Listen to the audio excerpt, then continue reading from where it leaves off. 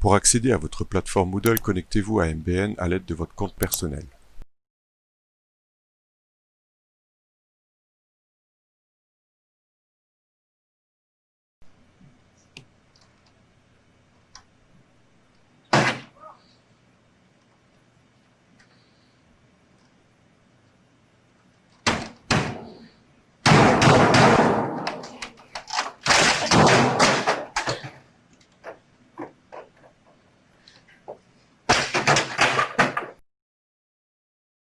Cliquez sur le lien Moodle présent dans le menu MBN.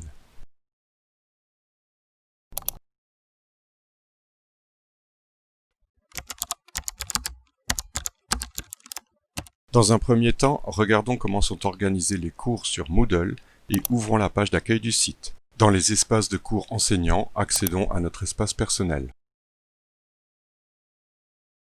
Il est possible de créer de nouvelles catégories de cours en accédant à la gestion des cours. Les catégories de cours se comportent comme des répertoires dans lesquels on classe les cours par thème ou par niveau par exemple.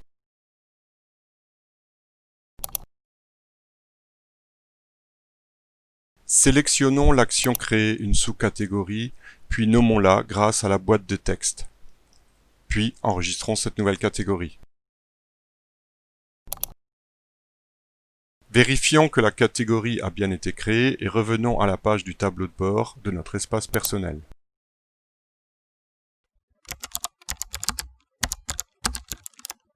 Dans la page du tableau de bord, activons le bouton Créer un cours. Puis donnons un nom et un nom abrégé à ce cours. Le nom sera l'intitulé sous lequel le cours apparaîtra aux participants.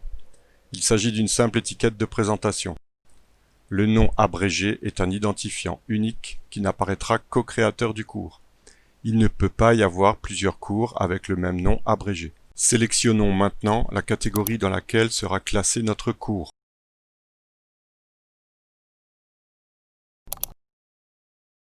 Activons le suivi d'achèvement, bien que l'utilité de cette fonctionnalité ne sera développée que dans une vidéo ultérieure. Enfin, enregistrons les paramètres de ce cours pour le créer. La page de cours apparaît avec son titre complet et par défaut sont créées 3 sections. Les sections ne sont que des étiquettes permettant de structurer la présentation. Les sections ne jouent aucun rôle fonctionnel. Pour intégrer du contenu à ce cours, activons le mode édition.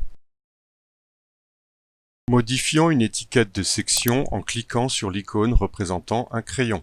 Validons la saisie à l'aide de la touche Entrée. Intégrons dans notre cours un lien vers une ressource en cliquant la fonction Ajouter une activité ou une ressource. Sélectionnons l'onglet Ressources, puis cliquons sur l'icône URL.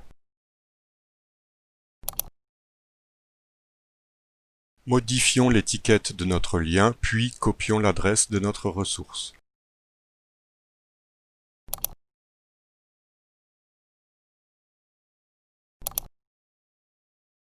Collons cette adresse dans la boîte de texte intitulée URL externe.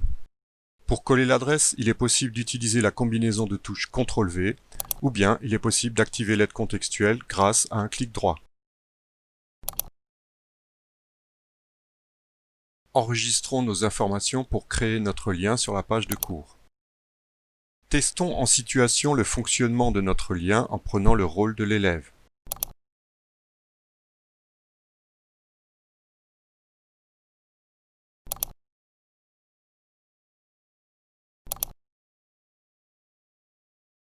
Vérification faite, reprenons le rôle d'enseignant pour poursuivre l'édition de notre cours.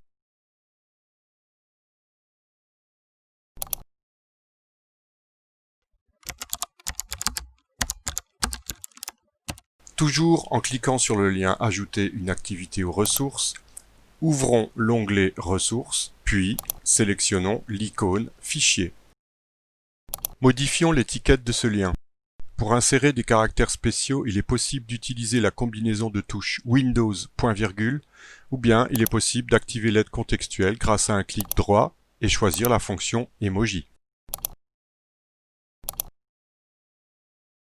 La sélection du fichier à intégrer s'effectue en cliquant sur l'icône Fichier, qui ouvre un explorateur permettant de valider la sélection d'un fichier présent sur notre ordinateur.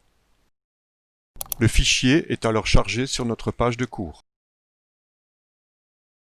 Comme précédemment, vérifions le bon fonctionnement de notre partage de fichiers en prenant le rôle de l'élève.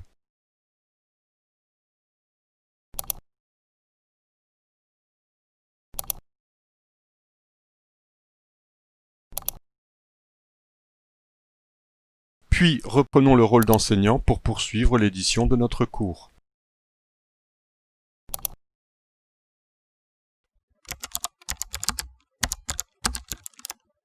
Pour ouvrir l'accès à notre cours, nous éditons la liste des participants. Les cohortes apparaissent dans une liste déroulante et s'ajoutent à la sélection par simple clic. Il ne reste plus qu'à valider la sélection et à vérifier le bon déroulement de l'opération.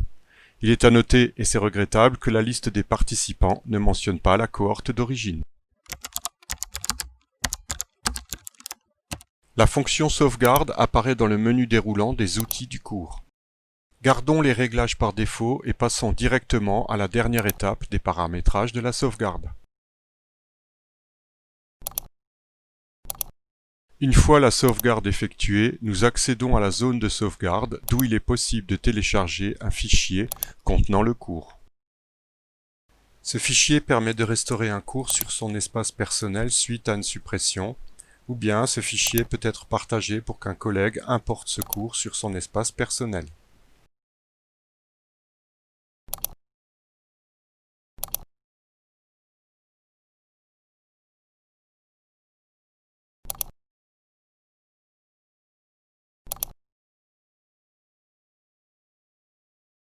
D'autres fonctionnalités de Moodle seront abordées dans une prochaine vidéo. Merci d'avoir suivi cet atelier.